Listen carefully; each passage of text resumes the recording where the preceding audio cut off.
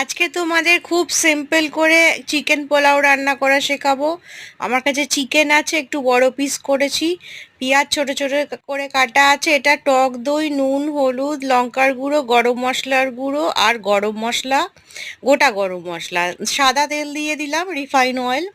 আচ্ছা, এরপর আমি পেঁয়াজগুলো দিয়ে দেবো, পাতলা পাতলা করে কাটবে পেঁয়াজগুলো, তারপর আমি চিকেন দিয়ে দেবো, দিয়ে ভালো করে মাখাবো। ভালো করে মেখে প্রায় আমি 1 ঘন্টা রেখে দেবো। তারপর সামান্য দেখো আমি মাখিয়ে নিয়েছি, এবার সামান্য একটু জল নিয়ে চিকেনটাকে আমি একটু সেদ্ধ করে নেবো, নালে ভেতরে কাঁচা থাকবে। এবার দেখো ইন্ডিয়া গেট টিবার রাইস আছে, চিকেন সেদ্ধ করে নিয়েছি আমি। এবার আমি কেওড়া দেবো আর গোলাপ জল দেবো, এবার রাইসটা ওপরে দিয়ে দেবো, দিয়ে ঢেকে দেবো, অল্প জল দেবো যাতে রাইসটা অল্প অল্প দেখা যায়। দেখো চিকেন পোলাও রেডি হয়ে গেছে। এবার আমি অত ঝুরঝুরে রাইসটা হয়েছে দেখো, সার্ভ করে দিলাম।